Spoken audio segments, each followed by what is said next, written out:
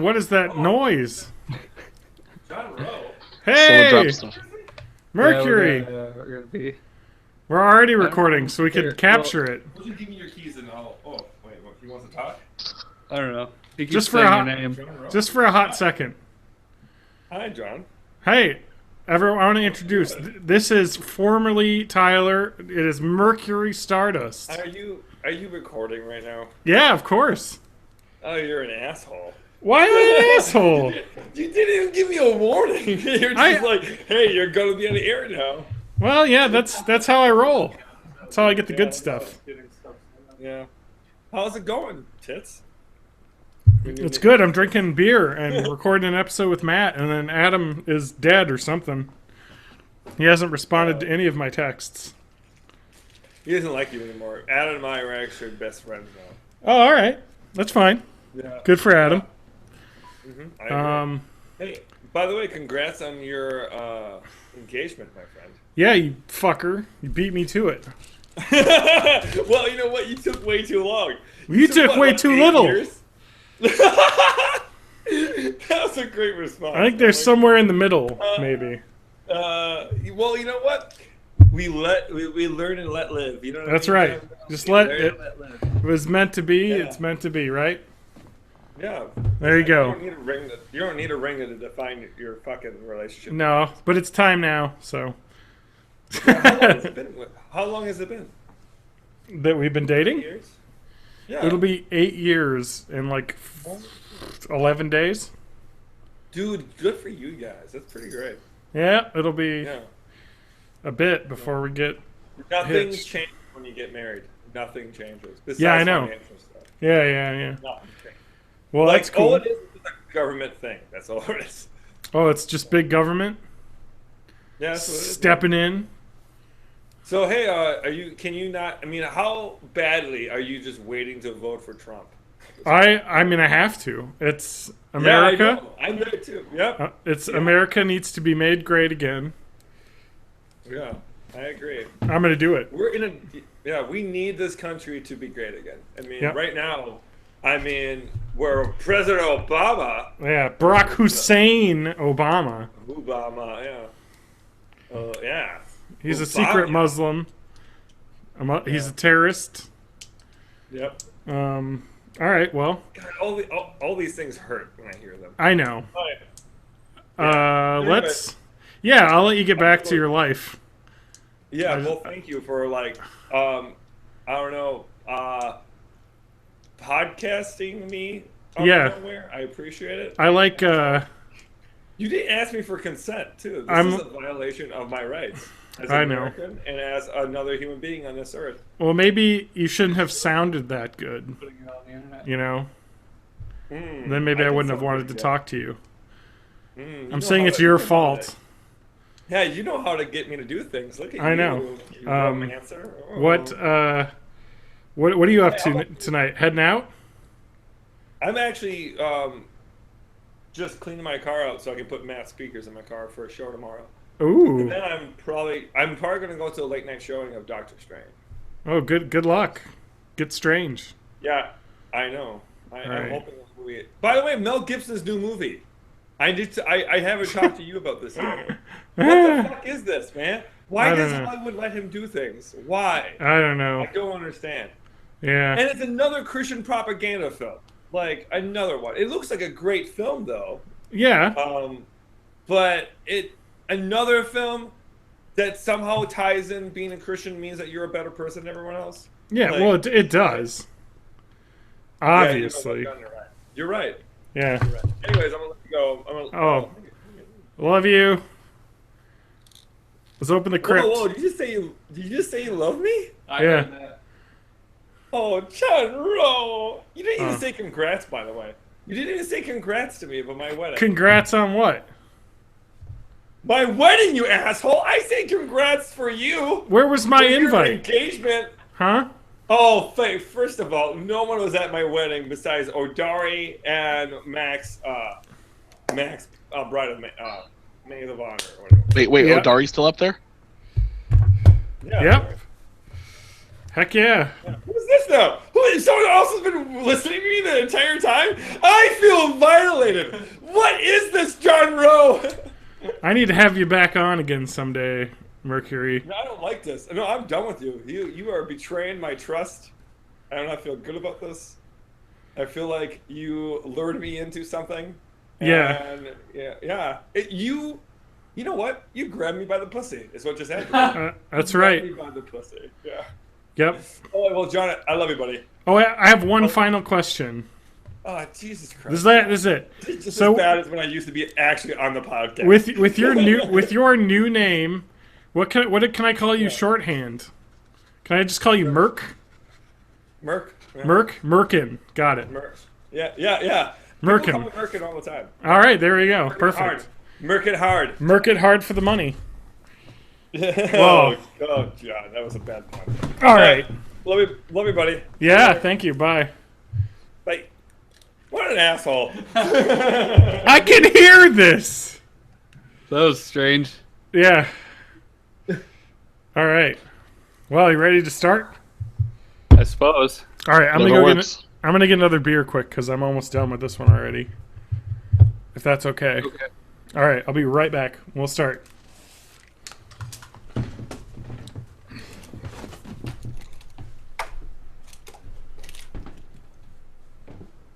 I've already given this episode a subtitle, but I've already. I don't think it'll stick.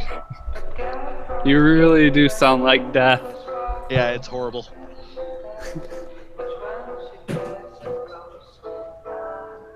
Yeah, I tweeted out the subtitle on this as episode 240, The Dyslexics 420.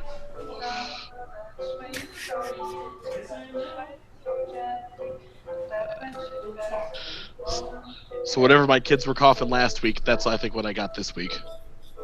Oh man. Germ factories.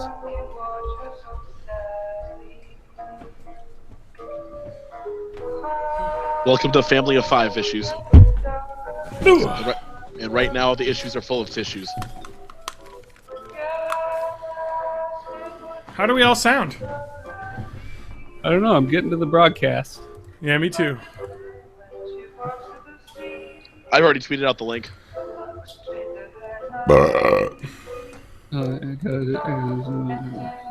Sound.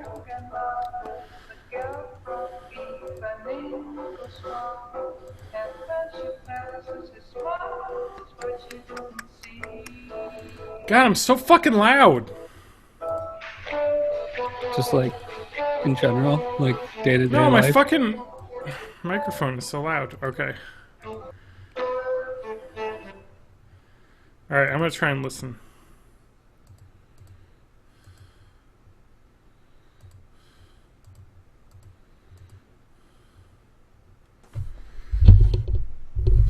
All right, I need everyone to talk. I'm gonna say, I love Merkin. I love Merkins. I love Merkins. I prefer murky, like the Murloc. Okay. Mm. And Well, TJ's what's Americans? Am I Americans? Oh, I It's all hope Americans. not. Merkin is bad. It's not bad. I just wouldn't want to be one. A merkin is a pubic wig. Okay, I think we sound good. A Merkin is a pubic hair wig. That sounds lovely. Yeah. Where can I get one? I don't know. Specialty stores. Yeah, Merkins R Us. your various video stores and the like. Well, there's a Facebook page called Merkins R Us, but it has nothing in it.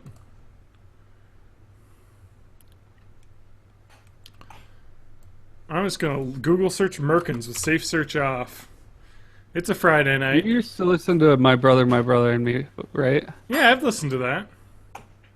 So, like, after hearing them plug ExtremeRestraints.com, like, for I don't know how many episodes, I finally got curious enough that I looked it up, and it's definitely extreme. What is? The stuff that they sell at ExtremeRestraints.com.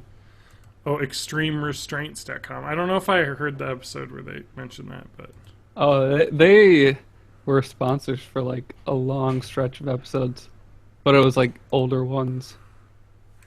I don't listen to that. Oh, go ahead. I wish I don't know. I couldn't get into that podcast. I don't listen to that particular McElroy podcast. I only listen to trends like these. See? Oh boy, this is an explicit website. Yeah, It's it's my god. Why did I click on any of this? like stuff that looks just really, really painful. Yeah. Some people are into that, you know?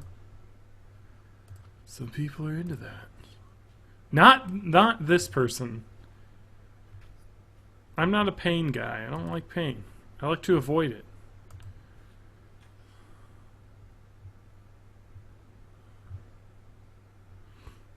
I don't know. Pain's not too bad a thing.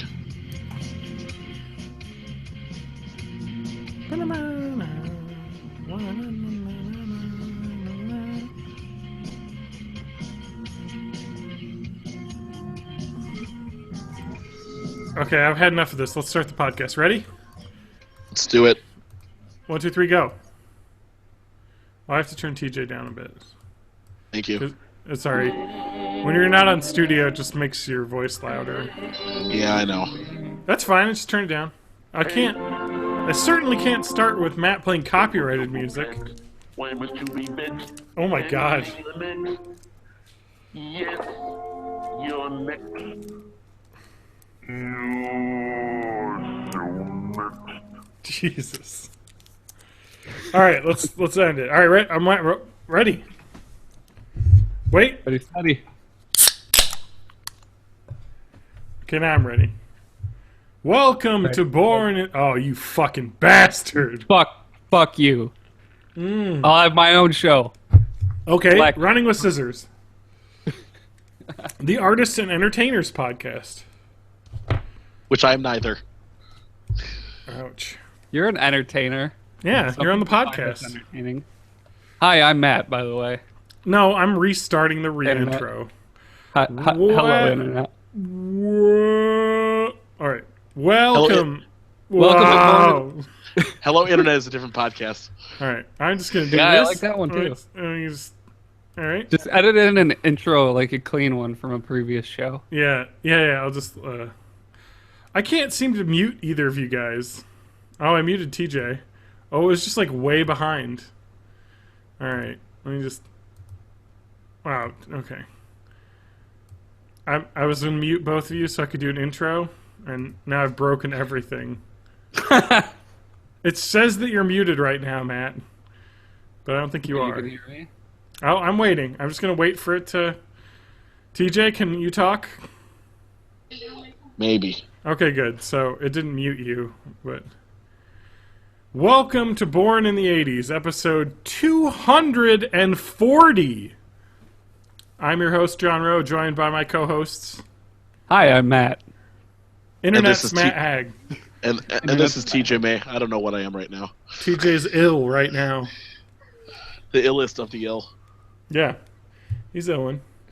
Licensed to Ill, Beastie Boys. That's the first Illin' CD like a I villain. ever bought. Matt, what was the first CD you ever bought? I think now that's what I call music. Something. Ooh. Now that's what I call music Or 3. Jock Jams. Was one of Could the have been second. Jock Jams. Jock Jams. That was a classic. That was a... All right, I gotta look up what The original Jock Jams. Okay, I have 2 questions for you. Okay. What now that's what I call music number do you think they're on? First. And Didn't they second, stop numbering them?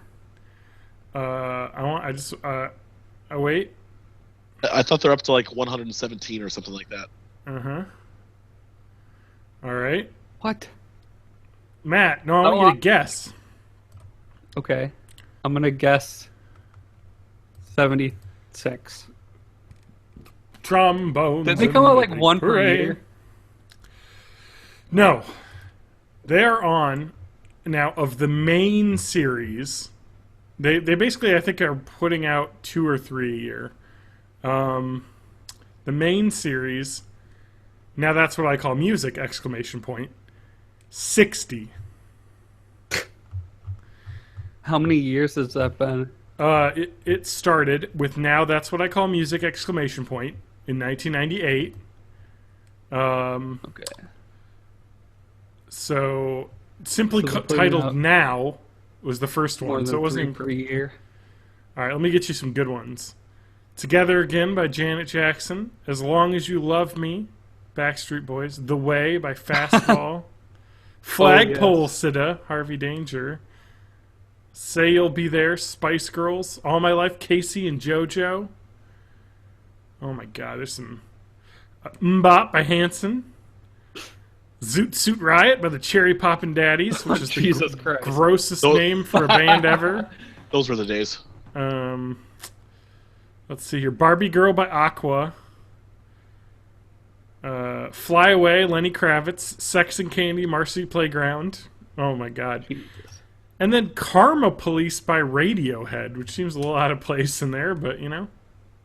Yeah, that's like... It's not peppy and fun like the Oh rest. my god, dude! Now That's What I Call Music 2 is incredible. Fucking Baby One More Time, right? Robbie Williams, Millennium, Semisonic Closing Time. Oh my god, this is Praise You, Fatboy Slim. I Think I'm Paranoid, Garbage, Cake, Never There. 98 Degrees song. Oh my god, there's just so many classics in here. Hard Knock Life, Jay-Z. Alright, but the first Now That's What I Call Music I bought was Now That's What I Call Music 3. And that has some real bad music on it. Wait, is it 3? The disc cover doesn't look the same, but it must be the one I had, because you gotta start yourself off with some Smash Mouth All-Star. Best song ever. Lenny Kravitz's version of American Woman. Blink 182, What's My Age Again? Oh my god. Enrique Iglesias, Bailamos. Britney Spears Sometimes. All I Have to Give, Backstreet Boys. Rockefeller Skank, Fatboy Slim. Limp Bizkit, Nookie. I mean, this is classic. Fucking R. Kelly cover of I Could Turn Back... Oh no, If I Could Turn Back the Hands of Time. I thought it was If I Could Turn Back Time. I'd love to hear the R. Kelly cover of that. But yeah, that's some fucking ridiculous shit. Oleander? Remember the band Oleander? I've heard of them. Post-grunge was a really weird scene. You know? It was like... We kind of want to be a little punky, but like more poppy, you know? Like, it was a really weird situation. They're like, let's be a little more upbeat about it, huh? Foo Fighters. Let's do a little rock. Yeah. Anyway. So, Matt. You're going to skip my first album? Matt. TJ's on mind mute. All right, now, what's up? Yeah, my first CD was Red Hot Chili Peppers, Californication. Okay. I actually bought that on a forensic trip to Madison before I lived down there for school. All right. Over at the Easttown Mall. Nice. So you went up to Madison to get the hot new CD. That was in probably like the first 5 or 6. So That was a good one. It was worth it. yeah. Now that's what I call music. But they have some like ridiculous stuff now. It looks like there's like 800 spin-offs. Like, now that's what I call country. Now that's what I call, like everything. So Now that's what I call a podcast. that's right. Let's get on it. Let's do that. Let's like burn out like a mix CD of podcasts and then just redistribute it. I was about to say, I think I've wanted to like get a podcast, right, episode, and put it on like a CD and burn a bunch of copies and just throw them in the street until people pick them up and be like, "What's this?" It'll be like in Mr. Robot. People will be like, "Am I going to get a virus?" Oh no, it's just a mediocre podcast. Quality entertainment. That's right, quality entertainment.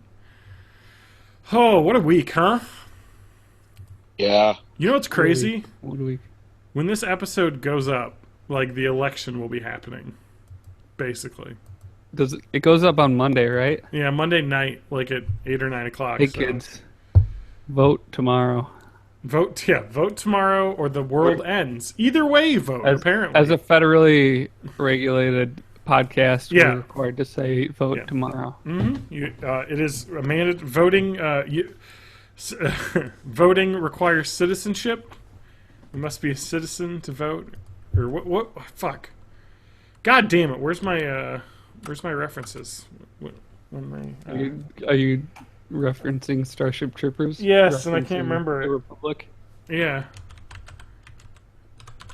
Matt, what is it? What is the words? I don't know. I just recognize the language. I know. Damn it, that movie is so good. I'm gonna get some quotes because there's gonna be quotes. It's gotta Attention, Bitecast listeners. Everyone be like me and waste their vote on Ralph Nader. That's right, Even Ralph. though he's not running. Vote him in. I'm gonna vote for Ross Perot. All right, is he still alive? Do we have this question? I don't know, probably. I don't know. I'm gonna vote for the character of Ross Perot that was on All That inexplicably. Oh, the one played by Amanda Bynes? Yeah, like this kid's sketch show is gonna reference Ross Perot for some reason, and it's gonna wind up being a really popular character. Here we go. Service guarantees citizenship, and citizenship is required to vote. Join the mobile infantry and save the galaxy. Service guarantees citizenship. Would you like to know more? That fucking movie is so good. Just all that fucking propaganda is so awesome. Like, what is the moral difference, if any, between a civilian and a citizen? Johnny Rico replies, a citizen accepts personal responsibility for the safety and the body politic, defending it with its life. A civilian does not. Gene Razchek, I don't know if I pronounce that name, the exact words of the textbook, but do you understand it? Do you believe it? Johnny Rico, I don't know. Gene, no, of course you don't. I doubt anyone here would recognize civic virtue if it reached him up and bit you in the ass. This movie's so fucking good. Oh, I want to watch it right now that we're talking about it. Jake Busey's got that space violin. Remember that part? And they all are like, it's the calm before the storm. Let's party. And he gets a space violin out, and they all like have a hoedown. It's the space hoedown. And then like Dizzy's like, I'm gonna sleep with Johnny Rico tonight. Oh God, we're gonna get a copyright strike again. No, but yeah, that movie's so good. Oh. Anyway, I watched that movie when I was far too young to have seen it, and boy did it scar me because it is graphic. Yeah. Oh man, it's one of the it's in my DVD collection proudly. Let's see here. What is Matt up to this week? Because I didn't do shit apparently. I went to get some discount Halloween candy at Walgreens earlier today. Is they still That's have pretty that? cool. Isn't it a bit late to get that? It's down to candy corn, and like I got these weird ones that look like grandma candies. Okay. They're Pearson's nut goodies. Oh. So they're like maple candies and salted caramel things. But that's not the interesting part. The interesting part is there's already fucking Christmas stuff up in there. Oh yeah. God damn. Why would just you not allowed? Why would you go for the candies? Because I totally, at least at my grocery store, I went right for the Monster cereals because they're on clearance. Oh So, man, yeah. I got one box of Count Chocula, one Blueberry, one Frankenberry. I'm gonna go through them all. Are you gonna mix them all Nice. together? No, He's just gonna have like a beer. He's gonna have like a funnel with cereal and milk going down it like a beer bong. Of course, I'm Sure. not going to mix it. This is episode 240, not 420. Adam got the message wrong. He thought this was episode 420, so that's Da, why da, he's da, not here. Adam. Oh my God, where is Wait, he? Wait. He hasn't responded, or has he responded? Smoke weed every day. There it The is. key to good comedy is timing. Yeah, that was it. You got to say wait. Yeah. Ruffalo. D- Ruffalo. resolution. That sounded Okay. better. Increase the tension. I miss my voice sounding like that. Yeah. Ruffalo.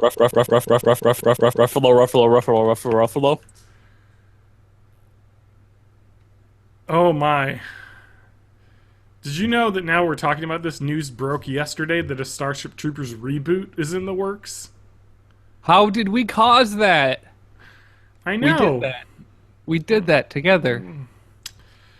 This is going to be so utterly, absolutely fucking garbage. I'm gonna read to you right this fucking Hollywood Reporter here. It's a reboot, you said? Yes, Columbia Pictures is rebooting Starship Troopers. The studio has tapped Mark Swift and Damian Shannon, the writing duo behind the upcoming Baywatch movie, to pen the script for a new theatrical feature film. Neil H. Moritz, the producer behind the Fast and Furious franchise, is producing with Toby Jaff, whom he worked on with the studio's remake of another 90s sci-fi pick, Total Recall. Remember how awful and not well received that was? Yay. Yeah. So anyway, Verhoeven, of course, directed the original, and it basically was amazing. I mean, you had Casper Van Dien, who is nobody now, Denise Richards, who is nobody now, and Neil Patrick Harris, America's Sweetheart, in it, and it was amazing. And yeah, it didn't do super well at the box office, but boy, did people watch that on DVD. So, yeah, that's the worst people I could imagine. You know, the Baywatch people making it. It's perfect. Have you ever seen Starship Troopers 2, Hero of the No, Federation? I have not, and I don't know. Apparently it was a 2004 TV movie. I see. So speaking of Fast and the Furious, did you guys ever finish your series on critiquing them? I think you got the Fast 5. I don't know if you finished it. Well, you know, Adam could be to blame for that, and I'm just going to assume he is. Well, that's more about him leaving, isn't it? Less than... I mean, when was the last one we did? It was a while ago. Was it but A couple Fast decades 5? ago. I know, it feels like a decade ago. I'm going to look this up now. I don't even know how to look it up. Like, would I just look up Furious? Because that's like in all of them, except for Tokyo Drift. I'm just going to Google search Furious. Let's see here. Fast and Furious, which is the fourth one. Fast and the Furious 2. Oh, man, that's all I can find in here. Fuck, man. I don't know. Let's see here. This is a real bad episode already. I mean, I can just tell. I am just, like, so fucking burnt out. All right, are you ready? Here's our video game corner. Call of Duty came out last night. I sold not a lot of it, and I don't know how good it is. All right, that was good enough. All right.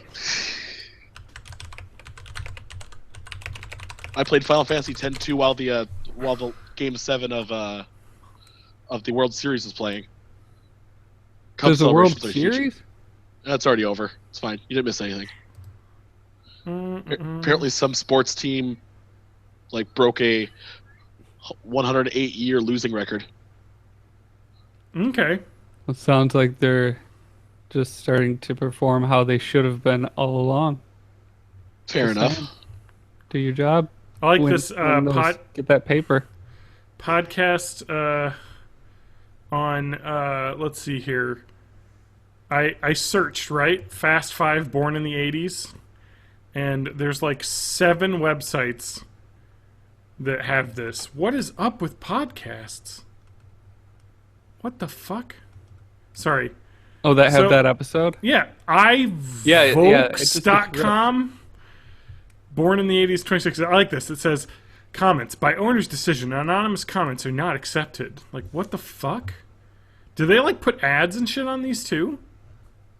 Like, I don't know. It wouldn't surprise me. that is, like, so... I think that's what Stitcher does. That's, like, so Everything else unbelievably just, like, evil of them. Yeah. Um, Almost every yeah. every legit distribution platform just uses your RSS feed. Yeah. But Stitcher will read your RSS feed and download your episodes and recompress them, so you don't get any of the listener data from that or anything. Yeah. Stitcher is a bitch. Well, no, I like Stitcher. We have Stitcher. I mean, any way people can fucking find the show is awesome by me. We got lots of people giving us some good reviews on iTunes, though. We got 50 reviews. 3 stars. I think that's up. I think so. Like, this is ridiculous. Like, Player FM? Like, what is... Like, but there's no ads on this. I mean, there's ads on the website. You know what I mean? Like... And that's fine, because these are, like, podcast apps, you know, that people can have, and then they grab my RSS feed.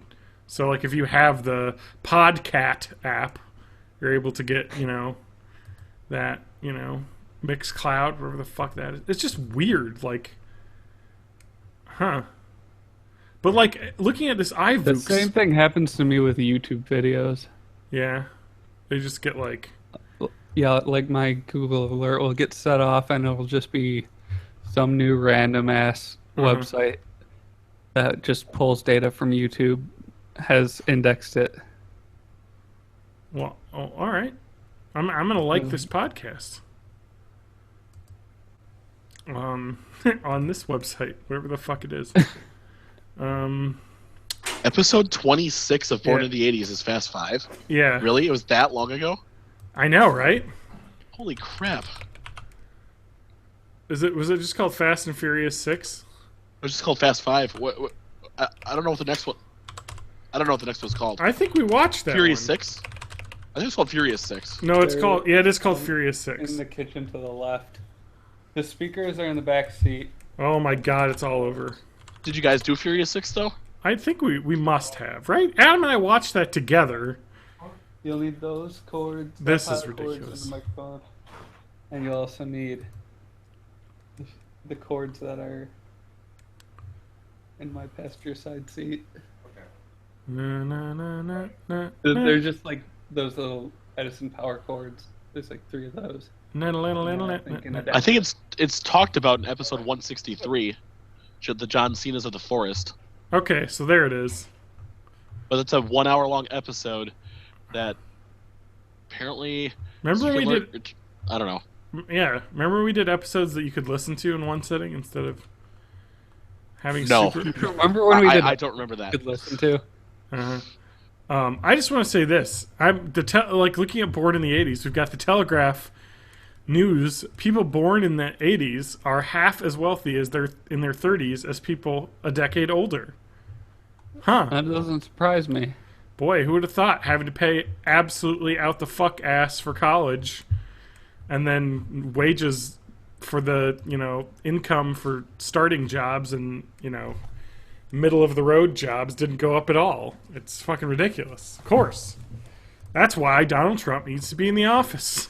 Because We need to make America great again. that New York billionaire has my best interests in heart. Clearly. He's just like one of the people. Yeah, he's just like you and me. Stars, they're just like us. I mean, I like to talk locker talk in buses, Yes. you know? You- I like to grab my cat. I mean, that's kind of the same thing, huh? Close enough. All right, So let's get as I'm- off that as topic. Oh, wait. As I'm playing with our website, I Uh-huh. found that Aaron actually left a comment on the episode The Legend of Zelda. Yeah, I saw that. Yeah, I don't think we talked about it on the thing, but apparently there's Cheerwine down here in Illinois. Uh-huh. Our grocery store chain, Jewel Osco, has been selling the 4 packs of bottles, and some store called Big R has them as well. Big I don't- R. I don't know what Big R is, so I don't know where in Illinois Aaron is. Yeah, what the heck? 'Cause I've never heard of Big R. R. Yo, Also, what the Aaron fuck, has Aaron? Aaron has like the best image for his comment thing. I believe is that from Legend or is that the guy from Tenacious D? It's a devil of some kind. Let's see here. I can't quite place it. Getting there. Oh, we're gonna get it so wrong. No, it's definitely not Pick of Destiny. So it is Legend because Tim Curry as the devil in Legend is amazing and excellent picture. All right, we got to move on now because we've got so much to talk to. There's a big R in McHenry, Illinois. That's not too far from me. I was going to say that can't be that far. Rochelle, Illinois. Man, maybe I'll have to stop when we go down to Chicago. We're going down to Chicago Sunday. Watch. Oh, that's already coming up, isn't it? Holy crap! Yeah, we're gonna watch. What's it called? Hamilton. Yeah, Yep. and we've decided to go to Chicago in a weird way, so that'll be fun. We're gonna Take go. a wheelchair? No, we're gonna take the train, the Metro, Oh, nice. from wherever it is, Harvard, Illinois, wherever that is. Okay. I don't know where that is. I don't know either. I gotta figure this out because it's train to Chicago maps. It's like an hour and a half away from here. I gotta figure out how to get there. Oh, it's just near Beloit. It's like just like a suburb of Beloit, basically. It's just across the state line. But yeah, Fair apparently enough. the train goes all the way from Harvard to Chicago, and it takes 2 hours. So, and then the fucking Chicago is like it drops you off literally like downtown Chicago, which is like 4 blocks from the theater. So that's kind of awesome. So looking forward to not having to drive in Chicago this weekend. That's the way to do it. Uh-huh. I don't like going downtown. That's where all of your cares can go away. Downtown. Matt? Yes? Oh, wow. I thought I caught you looking because you're like dealing with Mercury out there. And Matt, What? what's going on? Have you seen the most recent episode of Westworld? Yeah. That's the orgy one? Yeah. It won't a lot be the of mo- dongs in that episode. It won't be the most recent after this one. Oh, This yeah. episode comes out, but yeah. Did you know that The Simpsons got another 2-season renewal? How can they So- afford the voice actors anymore? Why? Well, I don't understand. the voice actors actually took pay cuts, so they're just continuing. Nothing against The Simpsons because it's a great show. It's an icon, but Uh-huh. it should be just. I mean, it's about done. It really is. Season 30 it is here, so it'll be season 30 will be the last season that they have ordered. So shit, man. Well, I watched the most recent Treehouse of Horror episode. There's some couple chuckles in there. I keep up every once in a while watching it. It's probably one of my favorite shows of all time, so I gotta watch it.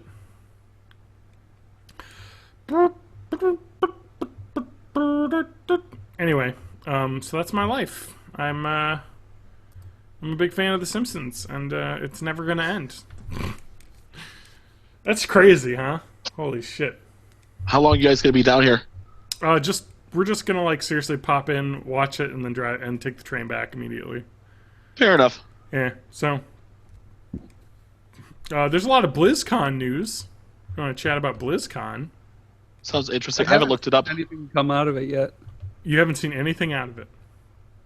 No, nothing. My God. All right. Other than so, earlier when you told me that there's a new Overwatch character. well, Hearthstone's getting a new expansion. So let's see here. Yeah, I'm just trying to find the best place to start. How about that? Seems good. All right, so let's start with that game. What did I mention? Hearthstone. So Hearthstone's getting a new expansion. Mean Streets of Gadget Zan.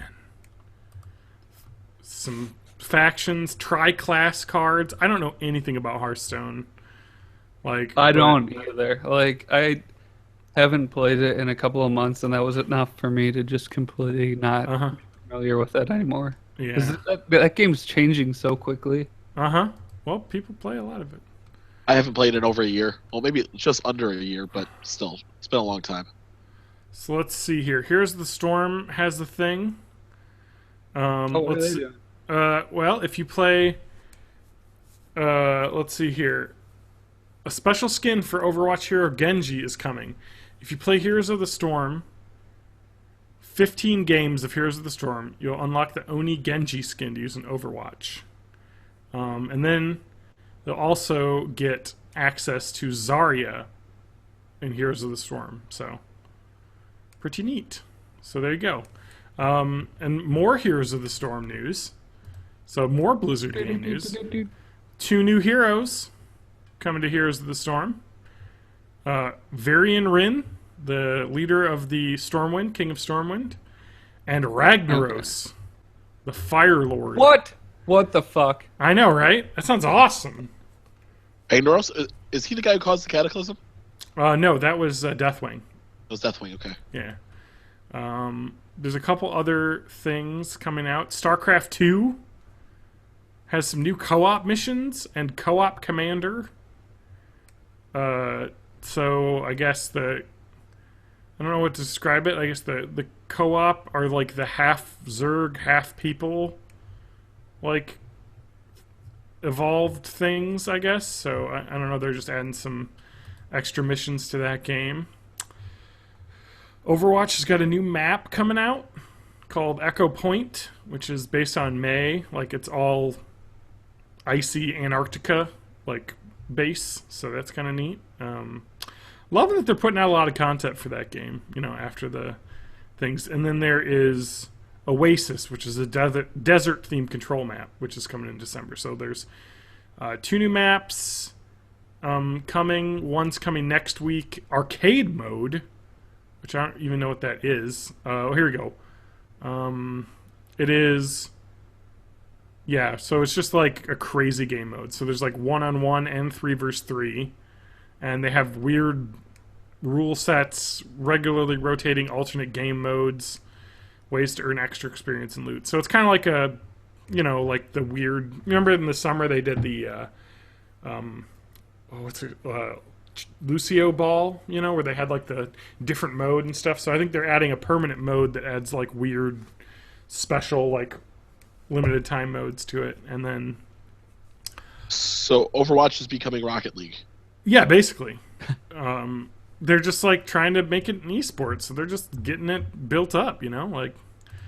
And there was a couple other people were like, because Blizzard had been teasing some like Diablo stuff, right? And they're like, so everyone's like, oh shit, are they going to announce Diablo 4? Like, is that the next thing we got? A new Diablo? And who knows? But during the keynote that's already happened, or maybe currently is happening right now as we talk? No. Happened earlier today. They announced Diablo, anniversary of Diablo 1, 20th anniversary. So Diablo 3 is getting a Necromancer class. It's kind of a thing. So, awesome. New class to play. And they're announcing that the Diablo 3 Reaper of Souls update called The Darkening of Tristram, right, is basically they rebuilt the original Diablo inside Diablo 3. So it is basically the classic old school Diablo, basically, where you can basically have the main town, you just keep going levels lower and lower beneath the town, and of course they have a special visual filter called Retrovision that makes everything look like classic, like 2D pixel art, or whatever the original kind of like pixelated, I forget what that's called, the original like motion art that they had. So free content update though, so awesome stuff, man. Blizzard's having their BlizzCon. And then Sombra, of course, the new character for Overwatch, and she's a lady hacker, and she's a bad guy basically. Let's see here. What are her abilities? Oh, she's got like a automatic pistol. She's got like a, I guess what it's called, like infiltration. So she can like remote hack players if you get close enough. You'll disable them or their abilities, and she can go invisible. So she's like a stealth character. So she can turn invisible and run around invisibly. And then she's got an EMP, which disables abilities. So she's like a disabler, basically. She can like stun people and get behind enemy lines. So it seems cool. It's awesome. They keep putting out things, and I think they've said that they have one more character in the works. So they added Anna and Sombra, and the next character is who knows, something. So we'll see. That's pretty cool though that they're adding some neat shit. It's awesome. So I've got a small piece of video game updates that I just heard recently as well. Sure. So back in one of my earlier episodes here on Born in the 80s, I talked about that weird visual novel game that I played. Yeah, the yeah, Zero's yeah. Escape trilogy. Yes, yes. So they are remaking the first one and the second one together in a combo pack coming out for Steam and coming out for PlayStation 4. The combo pack being called the Nonary games. Yeah. And that first one for DS originally did not have any voice acting. This one's going to be, I don't know about fully voice acted, but at least mostly voice acted, just like the second one was. That's pretty cool. So if you're on Steam and you haven't played the trilogy, I wouldn't play the third one. Wait for the first two to come out and play all three. Yeah, I think that's my plan. I'm definitely going to pick that when it comes out. So, yeah. Boy, you know what November means? No Shave November? Black Friday, baby. Oh yeah. You guys excited? You do that? What? No. You don't do Black Friday, man? Come on. Get all that Black Friday. Well, I have to work it, so that's a thing. Oh yeah. Probably sucks for you. Not as bad. They changed things up for me. Makes it a lot easier. Yeah, do they still make people like come in at like 7 in the morning or some nonsense? Well, yeah, but it's better than what Target and like Walmart do. Okay. Because they are open, and they'll probably do the same thing this year. 6 p.m. Thanksgiving night. It's dumb. Yeah, It's absolutely dumb. Yeah, like I'm not gonna go out. Like I did it once. I guess I can't lie. I mean, I got my PS3 at like a Walmart that started the Black Friday deals at like 9 p.m.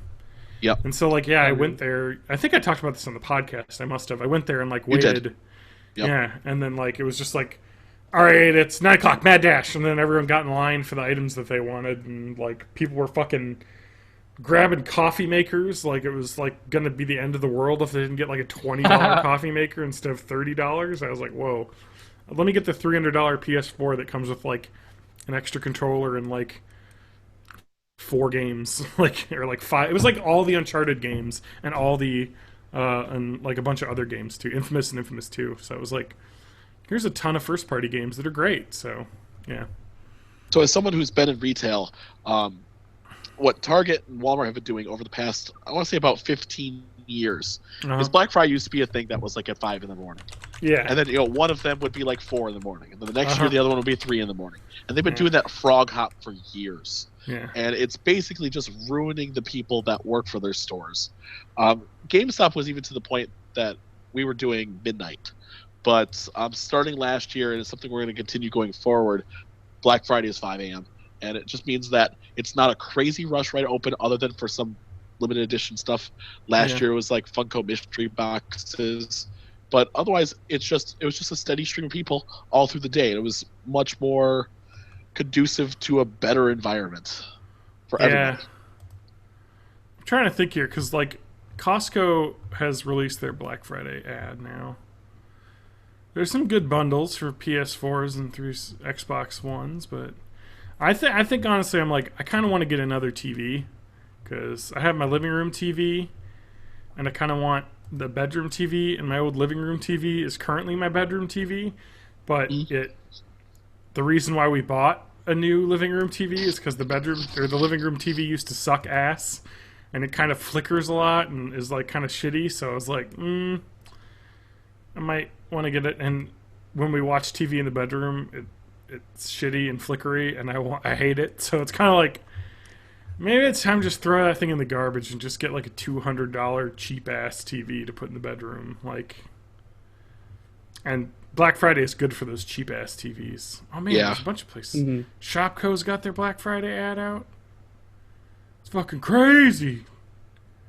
Doorbusters. Bust those doors. Yeah, it looks like a lot of retail places walked it back though. Like I did Shopko, the wait in line early in the morning thing like once or twice for, like motherboards and stuff in the late '90s at Best Buy. oh yeah, Uh, nice. Yeah. Back when you could buy computer parts at Best Buy. Yeah. Yeah. And Black there was all kinds of stuff where they'd like throw in hard drives for free and stuff. I think I did that with CompUSA too, because I was super cool. Oh, this is bullshit. They have like this is like not even a Black Friday deal thing. This is bullshit. Shopco. The BlackFridayDeals.com has got Friday of November 18th, the week before, so it's early Black Friday. That doesn't count. It's one day. It's one day for people to run over each other and fucking stab each other in the back to get fucking cheap TVs. And it's America. Yep. Right? I love America. It's our great country. Well, hopefully Supreme Commander Trump will take care of us during the Black Friday deal. And no one will die. Trust me, we're all gonna die. Just Yeah, that's true. Some sooner rather than I'm later. not. I'm immortal. I'm gonna All be right. immortal. I want to talk about Decided. some bullshit right here. Yeah, I'm already on the podcast. Hey-o! No, I didn't even say talk to some bullshit. I'm going to talk about some bullshit. This is your bullshit music. Well, you got to turn that down. It's so Maybe this fucking one. loud. Oh, I like that one better anyway. Alright, let me find it, because I'm looking for the ad. Because I didn't have a lot of time to prep, because I was super busy this week, and... Where is it? It's about the World Series, which I watched. Oh, here it is. Alright. Matt, you gotta turn that music off. I hate talking over music. It's too loud. I can't think about what I'm gonna say next. But I want to say this. So, in 2014, November 4th, Rays fan Geo posted 2016 World Series Cubs vs. Indians, and then the world will end with the score tied in the game 7 in extra innings, #apocalypse. Do you want to know what happened Wednesday night? There's some sort of fake thing world that ended? got us injected. The game was tied, and it went into extra innings, Cubs vs. Indians. Crazy. Okay, so Vox posted an article with the title of... let me think here. Vox, what was the name? Fuck you, goddamn. Oh, here we go. The viral 2014 Cubs World Series tweet seems too good to be true. That's because it is. And they talk about how, like, hey, this tweet is obviously, you know, like, this is a scam. Like, there's a lot of people that make just, like, tons of predictions on Twitter, right? Like, just throw a bunch of them out there and then have your account set to private. And then once one of them is about to come true, you set your account to delete all the tweets that you don't need. You know, set the one tweet that you want to, like, you know, whatever, and then go public, and then everyone's like, holy shit, and then retweet yourself and be like, holy shit, look at this. I said this, you know, 2 years ago, right? And so, you know, that's it. Okay, so Well, what's the end game with that? Oh, just to get, you know, attention. Okay, so then there's some issues with this, because they're like, okay, that seems like, you know, really interesting, because this happened with a FIFA website where they talked about, like, World Cup. They had, like, predicted the final, you know, but this was actually an account they found back, like, predicted every single possible outcome, and then deleted everything but the one that was happening, and were like, oh my god, 5 years ago I predicted this. You know, it's a confidence scam. But if you inspect the Rays fan Geo's account, a lot of really interesting. I mean, I just want to say, my rants and talking this week are all based on journalism being really bad, like people doing a really bad job with journalism, and that's the problem. That's like the whole crux of what's terrible about this year and this election cycle and just the state of discourse in this nation is that people don't believe the media and people don't believe facts. And you know, like, this could be a scam. Interesting. Let's read an article about it. And Vox went, you know, to write an article, and boy, did they fuck it up. Because the real story behind that tweet is much more interesting. You know, they're like, okay, this is obviously one of those confidence games, whatever. Most likely, that's what happened. Of course, you know, most likely isn't definitely this has happened. If you're going to call someone out for scamming people, you better know before you do that. Talk to them, ask them, you know, get it. Anyway, so there's a couple interesting things about this. Ideally, if you make your predictions on a platform that allows for private posting, you can make them all private to avoid detection. Okay? In Gio's case, he simply swamped the Twitter account with a staggering number of tweets, more than 214,000 since the account was made in 2009, or 2,400 tweets per month, most of them about sports. That's more than enough to bury any prediction tweets he might have made and didn't want found. It's like, this is very hypothetical right here. Okay, the guy tweets a lot. 24,000 tweets per month is an insane amount of tweets when you think about it. That's, or not 24,000, 2,400. That's like approximately 180 tweets a day or something like that. Close to just 80. But Or yeah, sorry. Yeah, you're right. That's crazy. Next comes another hypothetical, of course. In June, Twitter gave us the ability to retweet ourselves. That meant by the time came to announce a successful prediction, all Gio had to do was delete all of his old incorrect Twitter predictions and retweet the old successful one.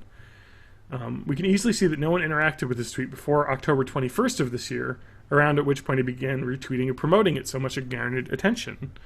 Interesting. So, you know, it sounds interesting, right? But let's look at the way that they're talking about this. They're saying back in 2014, the Rays fan Gio, the Twitter account, seeded Twitter with tweets about future sports events so that he could promote the winning one with a Twitter feature that wouldn't be introduced for 2 years. Like, he just knew that he would be able to do that years from now? Like, that's a weird assumption to make, that he was like, oh, he used this brand new feature from a tweet 2 years ago. And so this Deadspin talks to Len Gioferraccio, or I don't know how to pronounce that name. It's Italian sounding. And he basically, they talk to him in this article. And he talks about, like, the rest of the article is talking about how, like, confidence scams are, like, a real thing and all this stuff. So after Vox published their post, its sister site The Verge published an interview with Ferraccio. So this is some bad journalism to begin with, when you have one site posting a takedown of this thing, and then The Verge, another site that they own, posting a positive interview explaining how and why he had tweeted that. Like, literally not talking to each other here. And so, apparently, if you do know, Joe Madden, who was the manager of the Cubs this year, who won the World Series, in 2014, was the manager of the Tampa Bay Rays fan Gio, and he was a big fan of Joe Madden, whom the Cubs officially introduced as their new manager November 3rd, 2014, one day before he tweeted his prediction that his favorite manager's team would make it to the World Series. And so it's really interesting. It's like, literally, he tweeted the day after, you know, his favorite manager got traded to the Cubs, and he's like, man, he's going to take the Cubs all the way. That Joe Madden knows how to do baseball. You know, and he talks in the article about how he was like, oh, he's his favorite manager. He's going to working alongside Theo Epstein, who's going to bring the team out of obscurity into the limelight.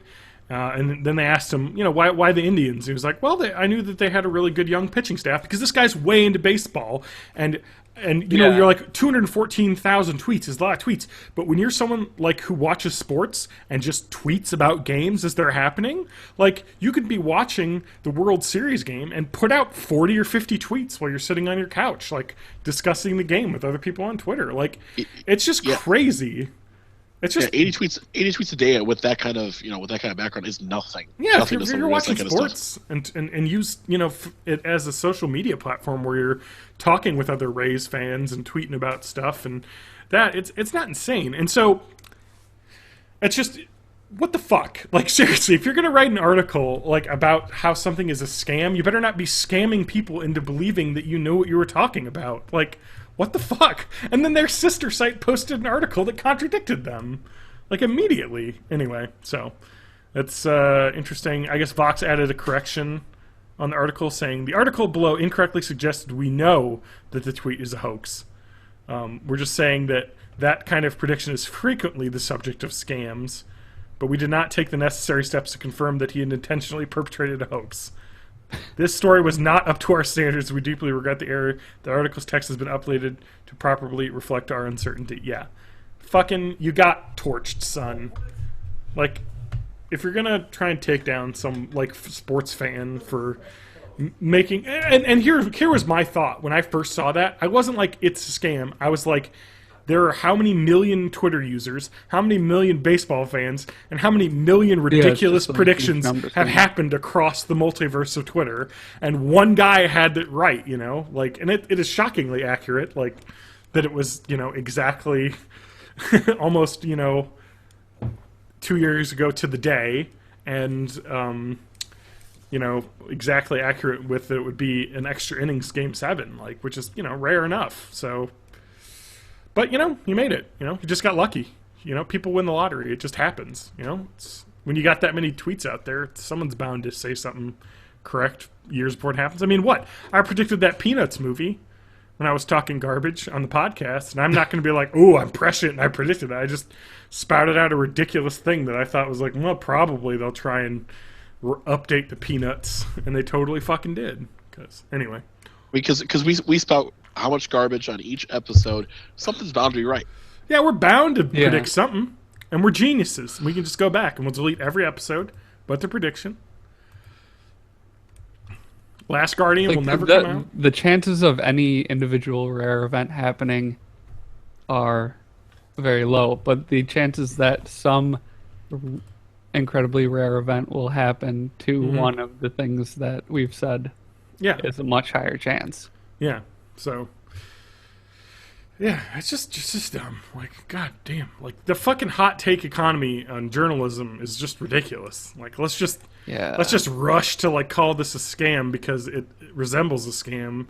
And maybe it resembles a scam because the scam is built to resemble, like, real life. You know what I mean? Like, obviously the scam is trying to trick you into thinking... If he wasn't trying to, like... solicit anything from it, then what's the scam? Yeah. Well, that's what he talks about in that thing. He was like, if he was saying, like, I'm psychic, no, give me money and I'll predict stuff for you or something. He literally, I think, he says in the Verge article, like, oh, I don't really care. I just tweeted it because I was like, holy shit, I was right all that back then, like, and it was like, people are going to forget about me in 50 minutes. I don't really care. Like, I just thought it was really neat. Like, you know what I mean? It's just like, how is this guy trying to scam people? What's in it for him other than just like 5 minutes of people being like, whoa, crazy. When he made a tweet that was like, here are 2 up-and-coming ball clubs that could be good in 2 years. Maybe they'll beat in the World Series and maybe it'll be extra innings in Game 7. And you know what? The world didn't explode. There was no apocalypse that happened. Or did you guys hear the trumpets that played after the Cubs won? Gabriel's trumpet. That's what my hope is for the election, is that the results come in, and then the horns play, and it's John Cena. It's John Cena. Do you have that? You got to get that audio, Matt. I'm requiring you to get the like John Cena music, and then the guy yelling, "It's John Cena," because it is John Cena. Because it's classic. Anyway, no, not at all, but whatever. I think there's a website that's just called It's John Cena that does that. I think it is. Like, no, I don't want to Vine. I think there's just a website. Like, just literally like johncena.com, and it just plays that. And his name is johncena.com? Is that it? I think so. I don't know. I'll look it up. Anyway, it's just it's a pretty good instantcena.com. Here you go. Yeah, that's it. Go to instantcena.com and you get it. Oh, that's I'm putting that in the old that's going in the episode description. Anyway, so yeah, that's some bullshit that happened. And Matt, did you watch baseball? No. I want to publicly thank absolutely everybody that when the game was happening, that there wasn't a million of my non-sports loving friends that were like, sports ball? Duh, I hate sports. I hate that shit. It's like, dude, shut the fuck up. Like, were you just not on Facebook or? No, I was on Twitter and Facebook. But it's just like, come on. Like, seriously? People like a thing. I'm sports neutral, so it's fine. I'm gonna see Matt. Let's see Matt's sports update during the game. Matt, are you gonna delete it now? Are you gonna make a prediction that you? No, I'm kidding. What? I'm just saying that. I was trying to remember if I posted anything. I don't think you did. I don't see anything on your thing. If I did, it was by accident because I didn't know what was happening until it was over. You just put an audio podcast thing for Are We Delicious? I see. I did do that. Was that on Facebook? Apparently, it was shared. Yeah, I'm recording shows for them. Oh, nice. They're doing like 3 to 4 minute radio plays, like big batches of them every week. That's cool. What's Are You Delicious about? I don't fucking They're know. like a collaborative kind of like theater group. It's like heavily writing based. Yes. So a bunch of people get together and they'll write stuff in a really short amount of time and then they'll perform each other's things. And so this is like a side project that they got like a grant or something for. And they're getting together and they're like writing a whole radio play. Or each person's writing a radio play in a night. And then we're recording it the following Sunday. That's pretty cool. Well, they're doing a show on December 2nd in the Barrymore Theater, so check that shit out if you're in Madison. Anyway, I know Tony. He was on the podcast. Oh yeah, I forgot. Yes, he was. An episode, Yep. yeah. Like episode 4, I believe. Anyway, so pretty cool. Let's see. John, I know we had no time last week, but we started Gears of War. We did start Gears of War. Gears of War 4. Interesting game, that is. Having only played the first Gears of War game. Takes place, I guess, way after the events of the first game. First 3, yeah. First 3, yeah. I like that they probably took the complaint that everyone has whenever a Gears of War game comes out. They're like, these all look the same. And they're like dark and brown and gray. And this game, at least the first chapter, is definitely not that. Because you're... Bright as shit. Yeah, you're infiltrating like a... I guess in the future they got cities that like build themselves. They like just put like a fabricator in the middle with a bunch of robots and it just like builds an entire city around itself, you know, for people to move into, like prefabricated cities. So that's pretty cool, like sci-fi thing. But the idea is that your characters are gonna raid the city and get to the fabricator and steal it and take it back to one of the like non-government controlled settlements so they can have some stuff. And you have to fight a lot of robots in that first section. So a lot of robots. A lot of robots. Uh-huh. And then not the tutorial, but like the opening thing is like flashbacks to moments during like the Great Locust Alien War, and your character dies in every single flashback. Yep. Which is funny. Like they died. From not the perspective of Marcus. Mm-hmm. Mm-hmm. You know, 'cause you always play like a grunt in those little like vignettes, and you just like get crushed. And it's like, yeah, so pretty neat though. The game seems really cool. We're gonna have to play some more. I'd like to get into it some more. It works pretty good on PC.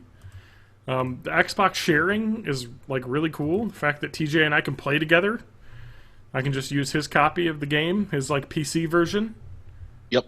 because I just designated, I guess, my PC as his like go-to like gaming PC. And then Your PC is my primary Xbox. yes, because It you is don't have a essentially how it gaming is. PC, so No. what's the point of you having those free extra copies?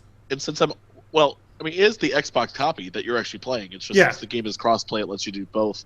Mhm. But I mean, why does it matter that I'm not playing on my? I mean, my system's not my primary because it doesn't matter. I'm always online when I play anyway. So Yeah, and yeah, but it's cool because I was able to sign you out of the store, and Yep. then sign myself in as me, and then it said like games you have access to because they're on the Xbox, quote unquote, on this computer, and you know it'd be just like if TJ and I live together, you know, and he was like, hey, well when you want to play Xbox, you know, you can just use my Xbox, and I would sign in on his Xbox as my account and be able to play the games that were on it, you know? So Yep.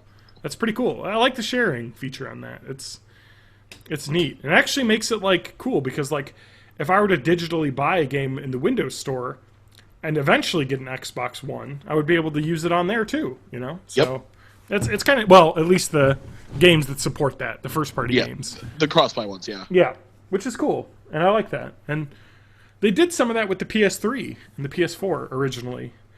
Like when I bought Battlefield 4, I bought the PS3 version, and it was like if you buy the PS3 version, you get a free upgrade, or maybe it was a $10 upgrade. It was a $10 upgrade because I was selling that upgrade. Yeah. But the PS3 version was like $30 cheaper or something when I bought it. So I was like, all right, it's a net gain of $40 here. Like, and I get 2 copies of the game. You know, why not? Exactly. Yeah, so it's pretty cool actually how the crossplay has worked, and the PS4 has done a lot of that too. Like a lot of titles that you had on PS3 kind of work on PS4, or I think a couple have at least, right? If you want to kind of mix and match, because they got a lot of different ones that work different things at different things. So like it's kind of patchwork. PS3 and Vita, I've got a Hotline Miami. Yeah. PS3, PS4, and my Vita, Rogue Legacy. Yeah, Rogue Legacy is a good one. Yeah, that's a great one. I suck at it, but I played so many hours of that game. There was literally like a 2-week period where Matt, do you know what Rogue Legacy is? I do not. I think you'd love this game. It's a platformer, roguelike, and so like you're like a guy. When people say roguelike, what does that mean? Because I've heard it Sure. a lot and It's have like never bothered to look it up. the game Rogue. Okay. So it is a that's rogue some kind of platformer. No. let me explain it to Matt. A roguelike game just means that if I play a game now, and I decide to start over and play a game, next time, the game and the way everything's arranged is all random. Yeah. Okay. One of the earliest ones that wasn't Rogue was one of my favorite games for Genesis, and that was Toe Jam and Earl. Yeah. The original. Yep. But roguelike doesn't necessarily mean what style of gameplay. So, Rogue Legacy actually plays like Castlevania Symphony of the Night. Yes. But it's randomized every time you play through it, and you die really easily, and then it re-randomizes the castle. Yeah. And it re-randomizes your character as a offspring of the character who died.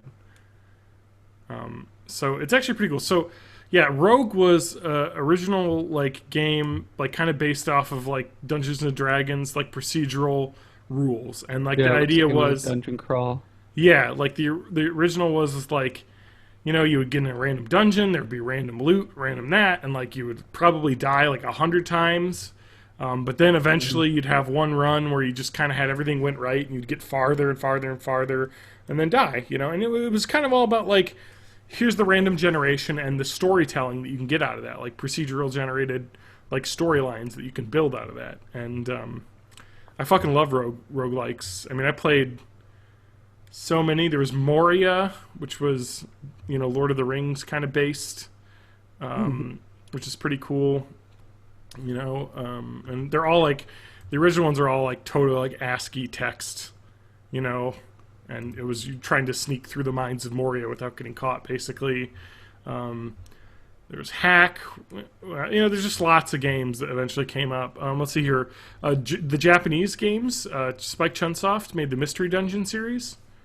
Yep, those are all roguelikes. They're all roguelikes. The Pokemon Mystery Dungeon games are roguelikes, and I'm trying to think of the other game I played. Sheer the Wanderer. Spike Chunsoft makes every Mystery Dungeon game, no matter what the crossover is. Yeah, exactly. They just do it. Etrian Odyssey has a Mystery Dungeon game. Yeah. There's a lot of other ones I can't think of. Oh, I think Awakened Fate. And those games, I think those are Mystery Dungeon games. Yeah. Spelunky, there's some really popular ones lately because it kind of had a boom in the late 2000s. Like in 2008, Spelunky was kind of huge as a roguelike, where you're kind of like a Indiana Jones going through all these crazy randomly generated underground things and getting treasures and escaping bad things. And was it Rogue Legacy in 2012, Binding of Isaac in 2011, FTL in 2012 as well. Yep. Just so many awesome roguelikes. Oh, really? FTL is considered one? Yeah, that's basically a roguelike, yeah, where you just kind of randomly generated encounters, and every time you die, you restart a new game, basically. And then sometimes, like in Rogue Legacy, there is carryover. And so the idea with Rogue Legacy is when you die, you get to keep some of that money, and then before you go back in the castle, you can buy gear that gets bequeathed to your descendants when you die. So you can slowly accumulate better and better gear and abilities. And so eventually you can get through the whole castle. I should get back into that. I got through the first 3 sections of the castle. I can't beat the first boss yet. It just takes a lot of grinding. Eventually you'll get some really good abilities and better gear that has lifesteal and stuff, and then the original boss becomes trivial, and then it's just kind of I love that though. It's kind of like Cookie Clicker, huh? You just keep replaying it, and it just gets faster and faster, and more things unlocked every time. And that's the segue you were going to go with, because I was going to go a different direction on it.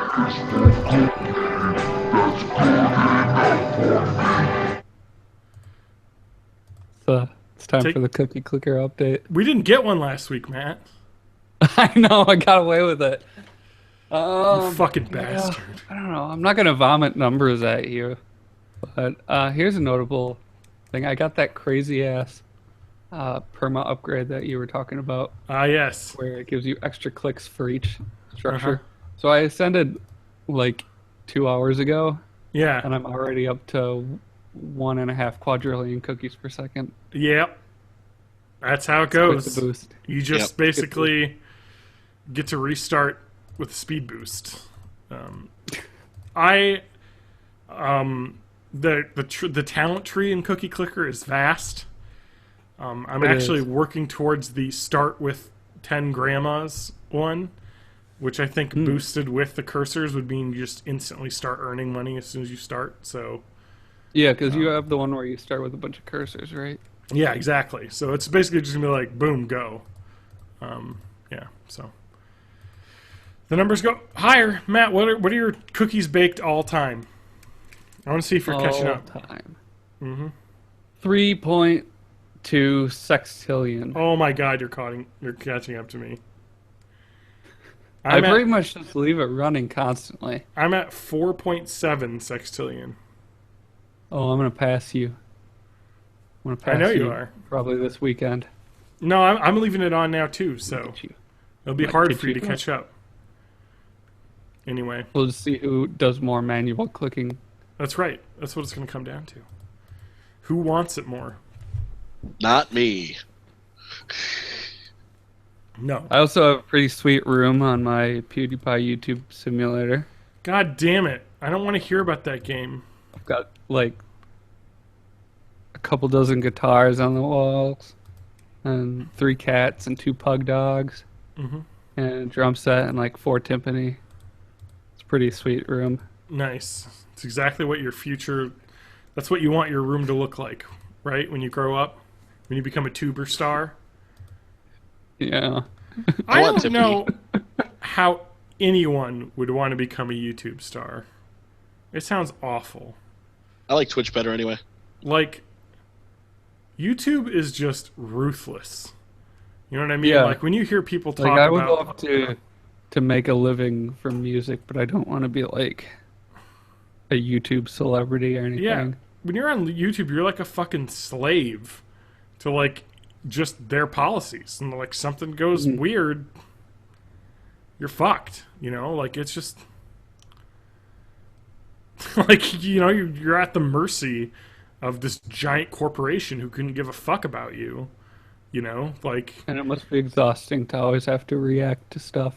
oh, I know, dude. Like I've talked to, or I haven't talked about this in the podcast, but like I would Twitch stream more, but like sometimes you just want to fucking play a game. You know, like sometimes True. you just want to play. Like it's just interesting that you're just like, I don't know, like I just want to play a game. I do have an interesting roguelike thing to talk about though. Yeah, go Yes, ahead. sir.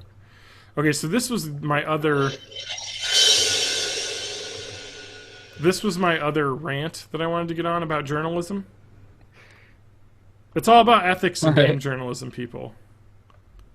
That's all. Sure it is. Well, I don't want to be one of those Gamergate people. This is an awful subject to talk about because, like, I was talking about this on forums that I frequent online, and one of them, we talked about this article, and it instantly kind of became a pile-on about why are you writing about sexism in games? It's a game, like, this is dumb, you know, blah, blah, blah. Like, just talking about, oh, this person, you know, of course they're going to write about this. This is, you know, that. And it's a female writer who wrote this. And it's just like, oh, this is bad. And then the other one is like, oh, you could criticize that? You're just one of those Gamergaters. Like, I'm like, okay, no. Like, you can criticize, like what, are we supposed to never criticize any piece of games journalism ever now because of this? Like, there are bad articles, and this is one of them. We're going to talk about it. So, Rock, Paper, Shotgun, formerly good website. No, they're still good. This article just really sucks because it's full of loaded language that it's bad. How RimWorld, because remember I talked about RimWorld, which is basically a roguelike, Yep. defines Okay. strict Yeah. gender roles. So, yeah, it's a sci-fi colony management sim. Claudia Lowe wrote this article, and then, like, some fucking crazy monster person on one of the forums is like, oh, she graduated with a, what is this? Swarthmore College with a major in gender and digital media, focusing on queer and feminist theory as it applies to video games. Which to me sounds like a major that is like, how are you going to get a job with that major? That is a very, very specific topic. But she wrote this article, which is, I know it's going to sound crazy, is simultaneously good and bad. Like, it is really interesting because we'll get into the interesting talk, and I want to talk about this because it's really cool. But, so the game RimWorld has characters that are, like, randomly generated. They're on this fucking godforsaken rock where you're trying to make everyone survive, and, you know, the little peons interact with each other. They call them pawns. Interact with each other. And this delves into the code on how these pawns react with each other. And so you're going to get an article where this person looks through the code in the game of RimWorld and makes the argument that it's defining strict, biased gender roles. So we're deep in it right now. It talks about some bullshit about.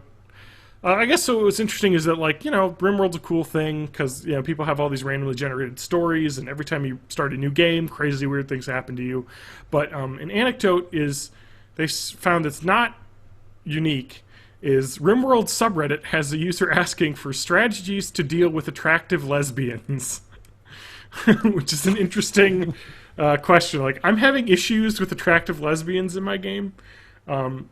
And so I guess the issue that they were having was there was an attractive lesbian female character, and every survivor was constantly hitting on her, basically slowing down the game. And then when they would hit on her and be rebuffed, they would get sad, basically.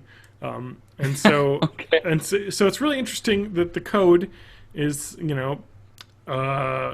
she quotes some of the code here, and then, in other words, female pawns are about 8 times as less likely to try and start a romantic relationship than male pawns. This is just one of many factors, which is takes into the code takes into elements including the presence or absence of an existing romantic partner and how they feel about that partner. So this is the issue that they had right here is, however, this single check on gender has such a profound effect that it makes female-initiated romance attempts incredibly rare. Notice that neither history of rebuffs, so you could keep, basically, you know what I mean? Like if you're hitting on this chick and she keeps spurning you and you get bummed out when she does, maybe after a while you should probably be like, maybe I should stop, maybe I should stop. So it's just really interesting that, they're talking about this. They're talking about attractiveness and how that's calculated for both male and female pawns. Attractiveness rests on a few variables: the genders of the initiator and the recipient, the sexual orientation of the initiator, the beauty of the recipient, age, physical ability, lots of other things. Let's see here. We got factors. Okay, so here's comments in the code here. In the rest of the function, multiply attractiveness with the factors for talking, moving, manipulation efficiency, which is penalty for pawns with disabilities, bonus penalty for attractiveness traits, ugly equals negative 30% likely, beautiful 230% likely. So if you had like a character randomly rolled with those attractiveness traits. Additional age factor between 15 and 18. I don't know what those variables are. Enforced sexual orientation for gay women. If me orientation equals gay and them gender equal male, 0 attractiveness no matter what the return. And for non-gay women, okay, this is the biggest issue that they have. If me orientation equals straight and them gender equals female, only 15% as strong as it would otherwise be attractiveness equals attractiveness. So basically it's saying women have a 15% chance of being attracted to women no matter what. Men are never attracted to gay men unless they're gay themselves. It's basically saying women are bi, men aren't, is the way that the game is coded according to this. And so it goes into like a lot of crazy, interesting talks about that, about how the age things work and how men prefer younger women prefer men that are the same age or maybe a little older and all this stuff. So the summary is, let's see here, pawns with disabilities will always be found less attractive. Beautiful pawns are always considered more attractive. Ugly pawns vastly less. And physical beauty is the only trait that governs the attractiveness aside from sexual orientation. So that's it, really. So and then she says RimWorld is not finished. Obviously, this is a game work in progress. It's on Steam Greenlight. It's still being built. So this relationship system may well continue to develop and change. On top of that, the various numbers thrown into these formula may well be there because of a late night or as placeholders or just trying to make the systems work. In other words, there might not be any specific commentary on any interpretation of gender roles behind this, malicious or otherwise. Any game system that tries to represent or model complicated real-world scenarios has to make abstractions and sacrifices, and human relationships might be one of the most complicated things you could possibly portray. And I was like, that's really interesting to think about. Like, if you're going to make an AI simulation of, characters that have to interact with each other, how do you code, gender, sexual orientation, all sorts of romance and relationship stuff? Because it's crazy. How could you do it? And this is how he chose to do it. You know what I mean? Mm-hmm. And so she says, here we go. On top of... here we go. So, whatever. You're talking about how it's really interesting is that, women can always be bisexual, men can never be. It's a tricky subject, nothing's perfect. But the problem with this model isn't that it's flawed. It's that it's flawed in a way that perfectly mirrors existing sexist expectations of romance, with such specificity that it's hard to view as unintentional. And if it is unintentional, it is on us to ask what the system is trying to show. What are the possibilities that it allows? What is RimWorld setting as the boundaries of possibility? So it's decompiling the code gives us to look at as to what is going on, blah, blah, blah. Here's your article. Interesting, I think. Why is this bad? Because when you think about it, it's interesting, right? It's a touchy subject because we're talking about, sexual orientation as a topic in a game, in a piece of media, and how it's portrayed. It's not the real world. You can make the argument, let's worry about, not some game in development that takes place on some space rock. Like how some developer who is a one-man development team decided to code the relationships. Whatever. But, he chose to make this game the way he did. Let's dig into it. Here are the issues with this article. What if I were to tell you that this is the way the article was published, and that hours later they published the editor's note? The developer was contacted for interview as part of this article, but declined to take part unless we ceded editorial control over publishing of that interview. We do not cede editorial control to developers or interview subjects, and so no interview took place. So, my problem with this article, and it's been totally confirmed by, Gizmodo, or not Gizmodo, sorry, by Kotaku posting another article that's RimWorld's Queer Women Controversy Explained, in which they have the developer talking about his reasons for doing this. But this Rock, Paper, Shotgun article doesn't have the input from the creator at all. Basically, she's looking at code and development. I can understand them not wanting to give up editorial control, though. That's here's the issue. Unreasonable.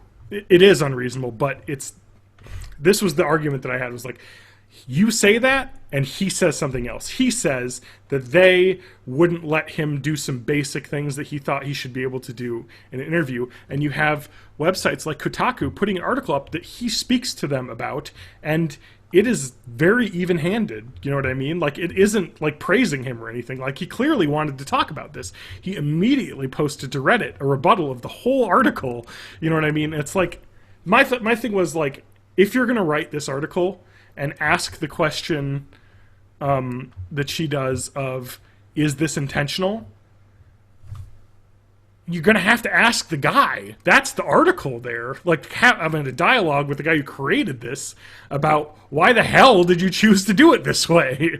But clearly, he was turned off, and he talks about how basically they said they wanted to do an interview. He asked a question about whether or not he would get final say, and she never responded back, basically. Basically, he was just cut off. He was and it was weird because he was like, well, I'm worried that this article is going to paint me in a bad way. You know what I mean? And my problem was, if you're going to write this article, you have to talk to the guy about this because you're looking at code and development. I'm curious, what were his explanations? Oh, okay, yeah, we'll get into that because it's really interesting. And that's my whole argument about this journalism piece. And people were like, oh, you're being a Gamergator for talking about how bad this woman's article is about this sexist thing. I'm like, no. It's bad because he gives really interesting explanations on Reddit and not in your article. The article should have the whole piece in it. We should get the whole story in the article. That would have been really interesting to read. But he wouldn't do it because they got into an argument, likely over email, and it wasn't resolved. And I would say, I was saying, if I was the editor, I would say, well, we're going to have to change the way this is worded and toned then. Because if we're not going to have his input, we can't say we don't know what he's going to say because he's going to say it as soon as we publish this article. You know what I mean? Just make it more general. Make it more let's talk about how this deals with sexism in games and maybe go deeper into it. How unconscious bias influences. Yeah. Oh, exactly. And I was but when you base it... thinking about it. Yeah, when you base this article on code from one game that's one guy and he's clearly willing to talk about it, and you don't get him to talk about it, it just seems why did you publish this? You got to have the interview, and then two other, I think Polygon and Kotaku both talked to him. It's clearly Rock Paper Shotgun's the only one having an issue talking with the guy. So I don't know, but anyway, yeah, we can go to the Reddit article, and then I talked if you're going to write an article that's critical of someone's development stuff, you have to get them on the record.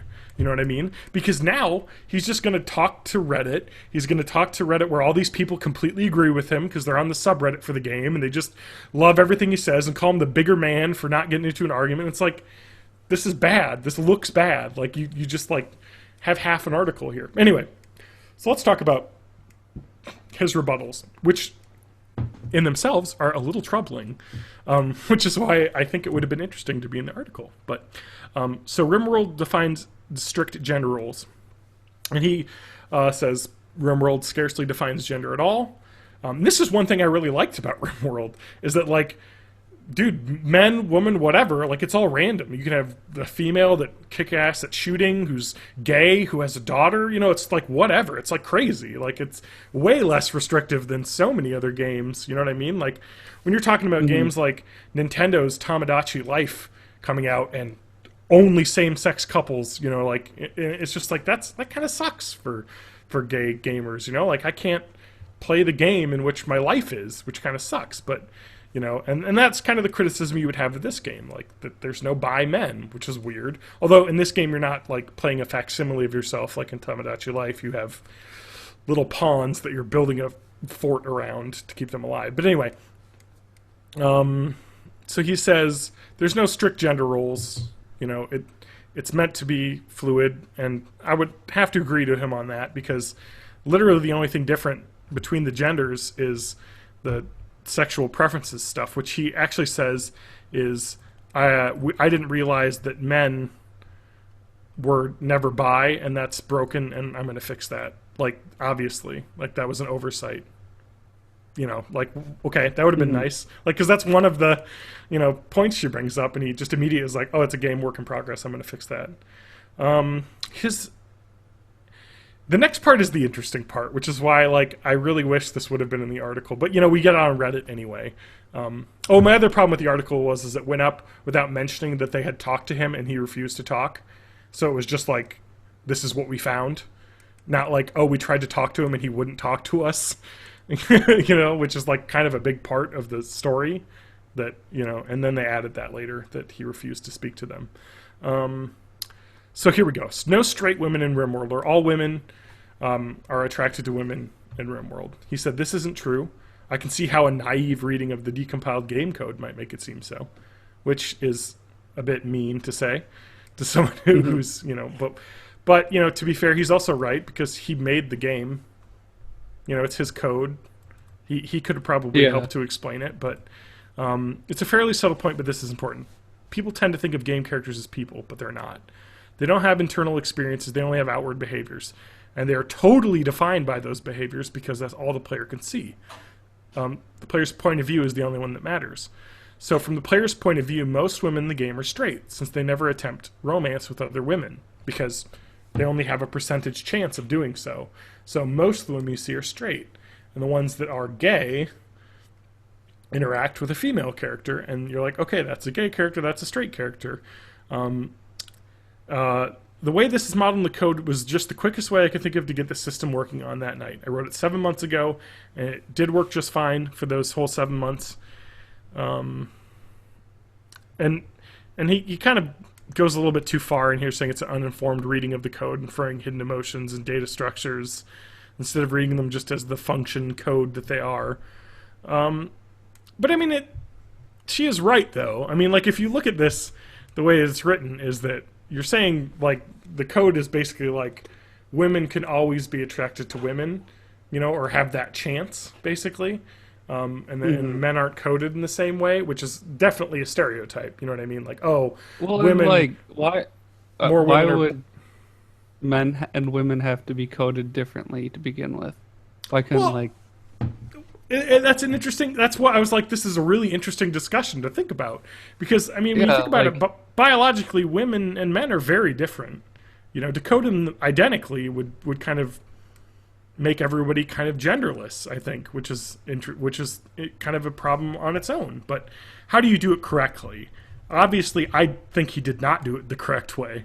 I think, honestly, if you wanted to do this the correct way, I think the best way to do it would be, I would say, when you randomly generate characters, they're just either straight, gay, or bi.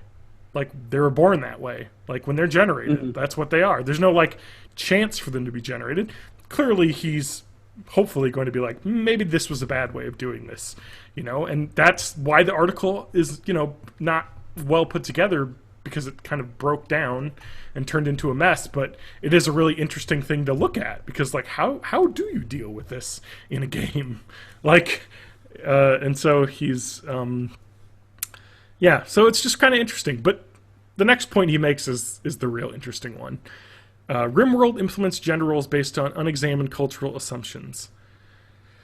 Okay, so here's the weird part that happens when he tries to explain why he set up the code the way he did. I did the same thing I do when setting the weights for weapons or nutrition values for food or nearly other such balancing task. I did some quick research to get some ballpark numbers, simplified them to an implementable and easy to read, and put them in the game. So I would be thinking like, let's look at like the census data of this country, what percentage of people are gay, what percentage of people are straight, what percentage of people are bi, transgendered, whatever. Get those numbers and say the code will randomly spit out that. Like, just that's what you get. Yeah. And so that's what he's like, I'm trying to do that. Like, I'm just going to get basic numbers and try and make the code do that. And so some sample sources would be an OkCupid statistics blog called OK Trends, which is actually really interesting to look into it because I guess it goes through just all of OkCupid data and looks at like how like are people like racist, like what like do Asian men do not ever are attracted to Asian women or like more attracted, it's like kind of interesting to like look at like OkCupid has like all this crazy data on relationships and dating that they could use to like determine, okay, how does race and attraction work? Let's look at our data we have. That's interesting. He looked at a couple other websites. We have advocate.com, which is, I believe, a transgender and bi advocacy website that says there's an article where they published a study from Notre Dame saying women are much more likely to be bisexual than men in a percentage, polling like 5,000 women and 4,900 men as they aged, basically. I don't know. Just some like basic like data. He basically found some studies online, basically, and we're like, all right, well, let's base the code on as much of this as I can. Which is like, all right, that's a little weird, but you know what? Like, what can you do? He said, I made an honest attempt to understand the reality and apply it to the game as I learned it. And I'm updating it as I learn more. What else can anyone do? And he says, this is a game in progress. I've spent research and time on all the hundreds of thousands of different tasks that happen in this game. This is in one thing he wanted to point out is the pawns with disabilities are found to be less attractive. Is kind of an interesting statement because it's not completely true. Because disabilities is not like, oh, this person is handicapped or something. It's no, this person like can't talk or is bedridden because they're dying or has a fresh gunshot wound or is the severe flu or is currently bleeding out. You know what I mean? Like, those are the disabled status. And it's like, so yeah, they're probably not going to be interested in chatting up someone when they're dying in front of you. So obviously that's not like trying to, you know what I mean? Like, when you look at that statement at face value, it sounds gross. But when you get the actual, I guess, information on how the code works, it's like, oh yeah, that makes sense. Like, sick from the flu or drunk and near passed out or shot and recovering in bed, like, those people are not interested in being in a relationship, so their attractiveness level is decreased. You know what I mean? So and he said another bug was the female pawns do not have a mood decreased for rebuffing people. So like, let's say some guy hits on you and you're like, get away from me, your mood doesn't go down. And he's like, oh, I'm not sure if that's true, but if it is, it's not the way I want it to work, so I'll have to fix that as well. You know what I mean? It's just like, it's just kind of crazy. Like the article like doesn't go like far enough to call him out as being like sexist or anything, but it kind of walks the line of that, and it's clear that I think he kind of figured where they were going with the article and just didn't want to be misquoted, is what he talks about in his like comment that he put on that article. Like, he was worried about having his quotes taken out of context, and so obviously he went to Reddit and explained himself, and where he can constantly, edit his posts. Like he's edited it like 6 or 7 times since he first posted. You know what I mean? Like, Yeah, it's just kind of like, and it's another interesting topic is like, why would you go on the record? You can just go to Reddit and explain yourself. AMA. Like. And he seems like a really reasonable guy. He says in this, please be respectful when discussing this here and elsewhere. Make your points, listen to theirs, find common ground. Focus on the data and ideas, not the people. Personal attacks are never okay. Like, it's obvious. Like, I think it's a really interesting topic though. Like, fuck. I think that would be really tough to try and do.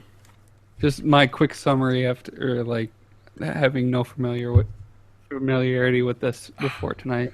Yeah. Is that he's coming from like an engineer's mindset. That's of, exactly like, I'm what I going thought. to get the numbers and then I'm going to estimate it. And but he doesn't realize that like if you're gonna have to simplify things, and simplifying along gender lines has like a huge emotional history of bad. So like you're almost better off just saying like everyone's chance of sexual preference or like whether they'll initiate or not is all just randomized regardless of gender. You're better off like going totally simple like that. I guess, but like halfway and end up because it wouldn't be such a big deal if there wasn't such a big history attached to all. I know, and that's why gender roles. Yeah, and I think that's interesting and to point out, and like I think someone else said that, and I was like, but like that kind of ruins the simulation because that's not the way the world is either. You know what I mean? Like it sucks because if you're gonna go of not simplifying it down and try and dig deep into the code into like a deeper, more complicated simulation, it's gonna suck. Like when you think about like the way doctors have to deal with like triaging patients and stuff, and like all that, it's like, oh, he's gonna die in 3 days, and it sounds like sad. Like you're talking about a man's life here, but it's like I deal with life and death every day. We have to like move on. And it's just what I mean. Like it's just kind of like it sounds cold and heartless, but it's just like the statistics and facts, and it does suck. Like I'm trying to think. I know I want to say this. People that are like, oh, you shouldn't write this article, like whatever. Like come on, this is an interesting article, But I just said like it turned into a clusterfuck. It probably shouldn't have. That was my like, maybe this should have been better put out. Because like when you think about the Sims are that way. Did you know that? Like the way the Sims work is that every character is just pansexual. Like you just want to get into a relationship with someone, it just happens. There's no, that's an interesting way to do it, but it's not really like a simulation then, because like. Well, neither is the way he did it though, because like. Well, it is. Really it may not be accurate, but it's at least a simulation.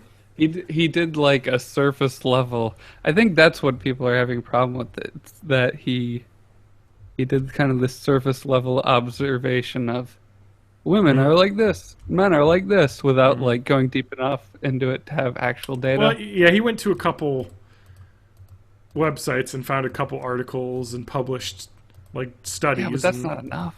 I know, but like, what can he do? He was like, I don't want it to just be, slapped. Because I think someone said, why don't you just slap it together where it won't nobody will be offended? And I was like, well, that sucks. Like, then we get Marvel movies where everything's like designed by committee and to not offend anyone. It's like, I think you should try to not offend anyone, but not be so afraid of offending someone when you build something to change the way you're building it in your mind. Like.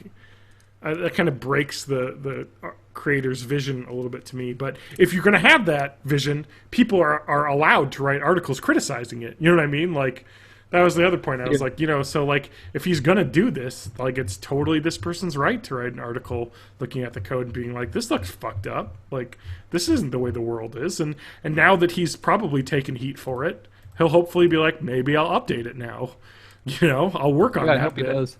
Yeah, and I hope he does too, because I love the game, and like it's really deep, and like they're really interesting. Like this Kotaku article, talks to him about it and kind of takes him to task a little bit about the bi-curiosity being asymmetrical between sexes and all that, and they're like, it's just like, well, that's it's tough, you know. Like, yeah, it's just interesting that like it because it is true though. Like, I mean, if you look at the statistics, it is true, you know.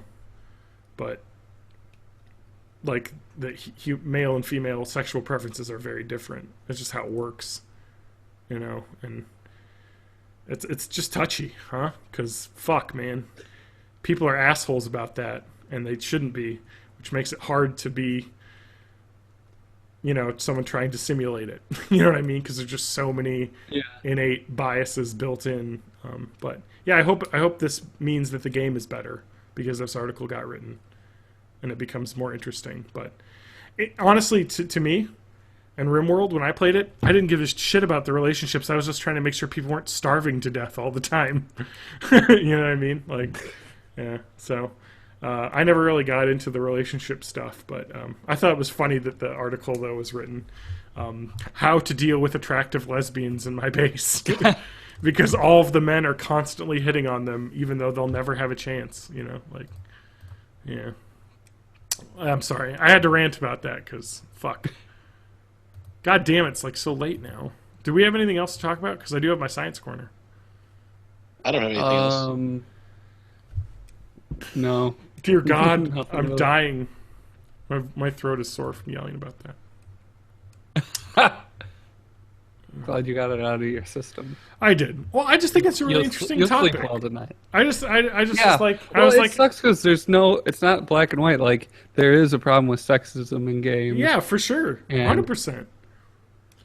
Like developers need to be held accountable for that. But Yeah. like, But I also think it's I have tough this to like hippie hand holding like vision of developers and Yeah. games journalists coming together and just yeah, talking about stuff. yeah. I just hate that. Like, I don't know. I guess he's not really being taken to task because the article doesn't really take him to task, which is why it's like people are like, "Oh, you're rude. You're writing all this garbage." I'm like, well, it doesn't really call him out or anything. You know, it's just pointing something out.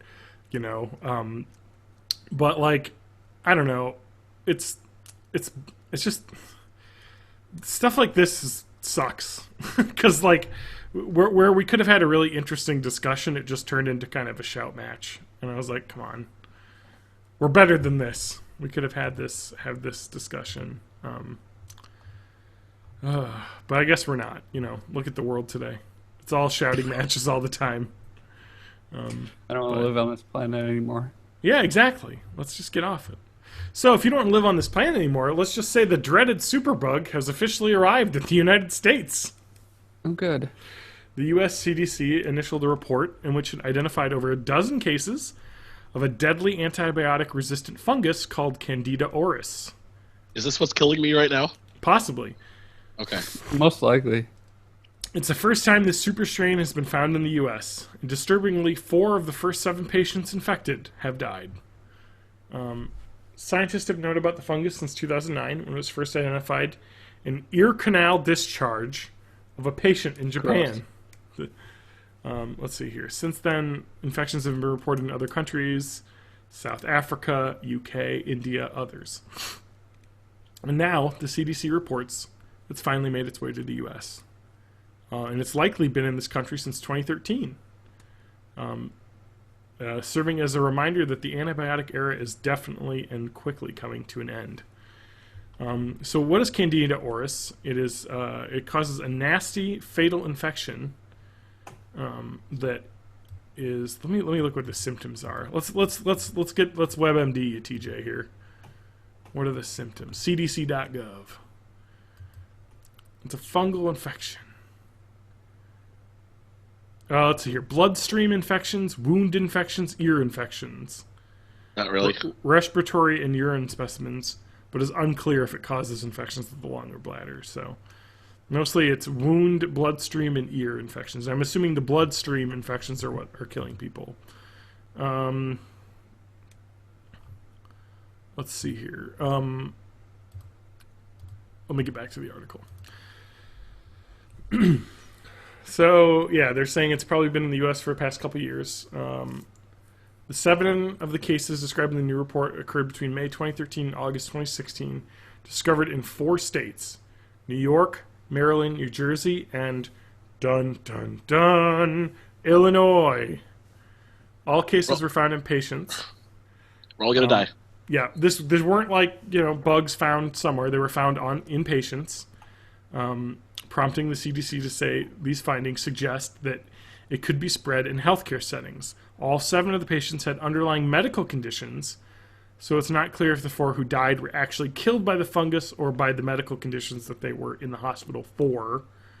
60%, the 4 of 7 who acquired the infection died, but given there was only 7 people, or whatever, 7 people, it's not really clear to see how deadly this fungus is. I mean, you talk about this is the end of the world, dreaded superbug. So we're talking 3 years, 7 infections, 4 people dying. Does not seem to spread very much. You know what I mean? This is a pretty small thing happening, but where it does happen, it does seem to be pretty bad. It's like on Pandemic, where you buy your symptoms way too quickly, and then you just end up killing yourself off and not spreading. Exactly. Right now, you need to have those symptoms low, just a little coughing, a little sneezing here or there, and let it spread worldwide. Maybe the symptoms that help to spread it, when none of the actual dangerous ones. Let's see here. Lab tests showed that the U.S. strains that they found in the patients were related to strains from South Asia and South America, but none of the patients who had the infection had traveled or had direct links to those locations, which strongly suggests that the patients acquired their infections locally.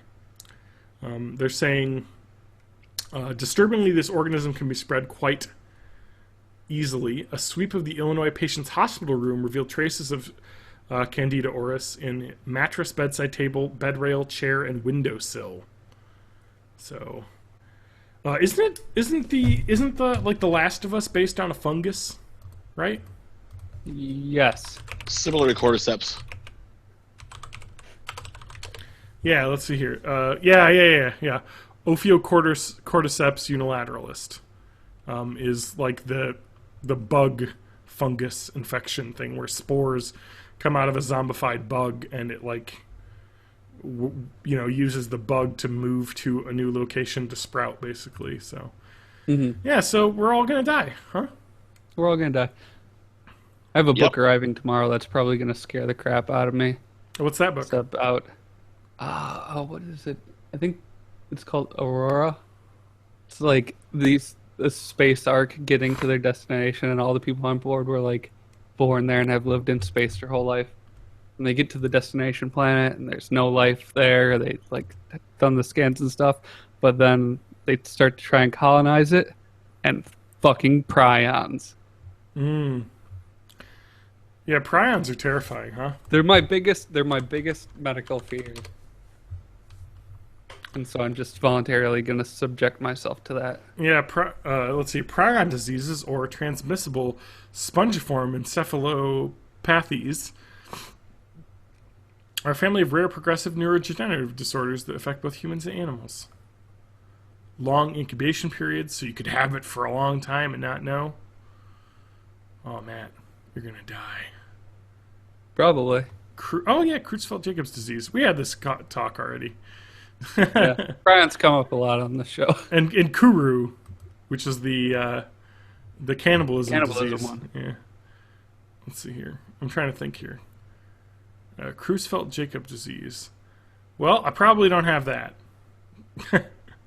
Infection with this disease leads to death, usually within 1 year of onset of illness. Ooh, Creutzfeldt-Jakob disease is fucking horrifying. 1 year? How do you get that? How do you get it, Matt? How do you get it? It's everywhere. It's in the air. It's everywhere, man. Oh my God, the deaths have been going up every year. But, because if you look at the chart on the CDC from 1979 to 2013, the percentage deaths have gone up from 175 in 1979 up to 475 in 2013. But if you look at that age adjusted, or if you look at the deaths per 1,000 or 1 million it hasn't really gone up. It's pretty flat because obviously the population's been going up, so more people with it are going to get it.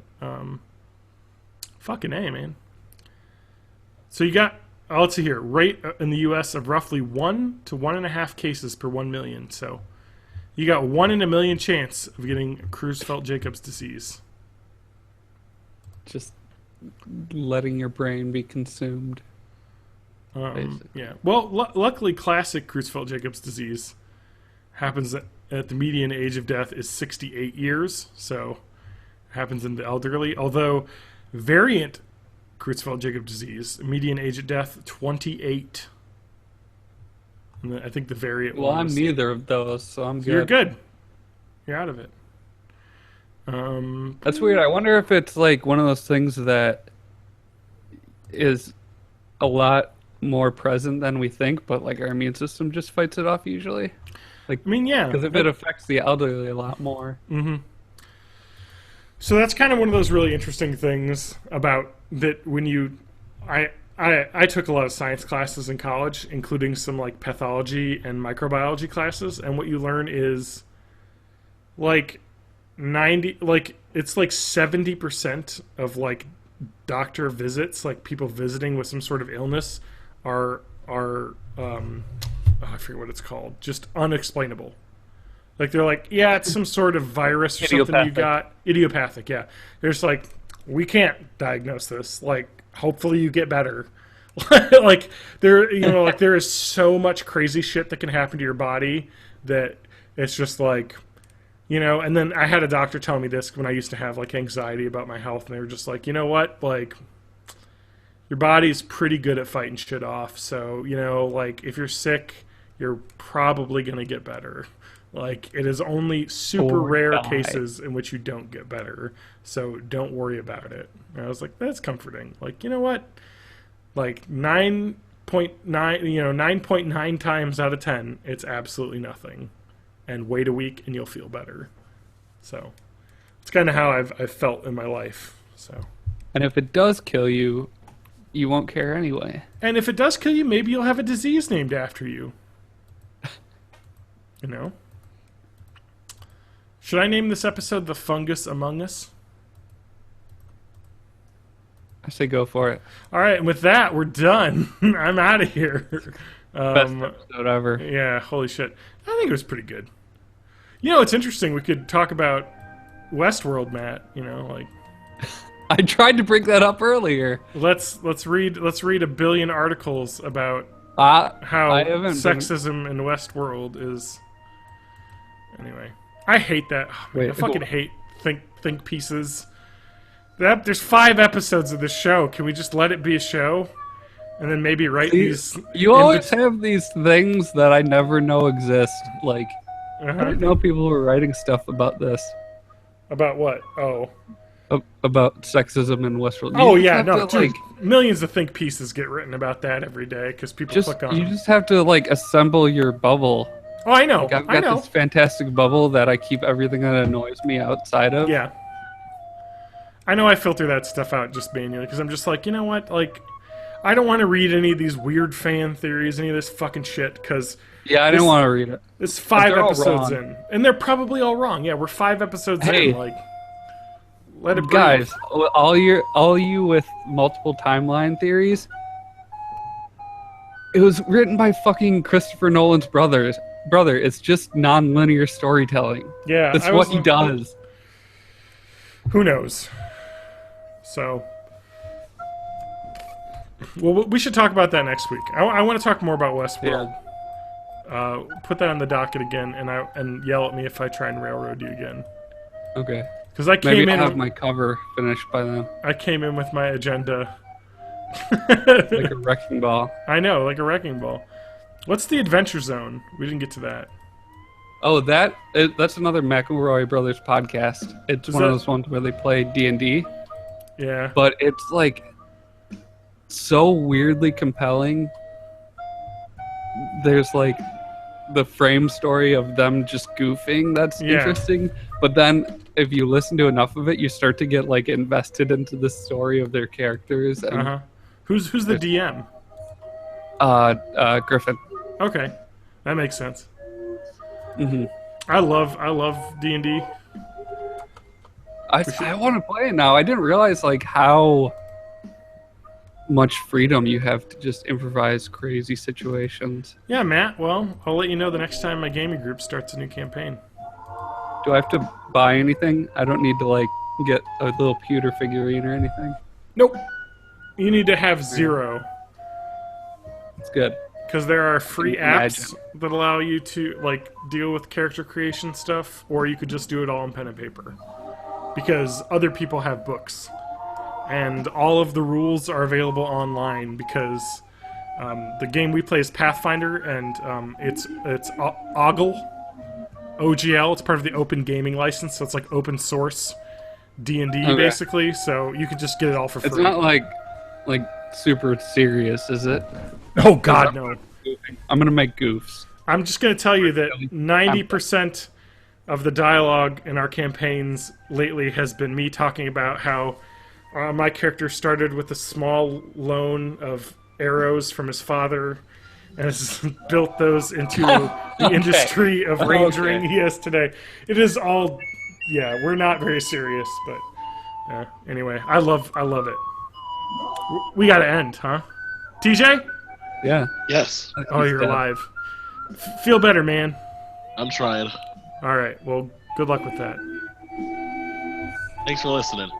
Oh, thanks for coming out. I tried. Jesus. This is the worst. Every time, the song. It's perfect. It gets me to wrap it up. Hashtag wrap it up.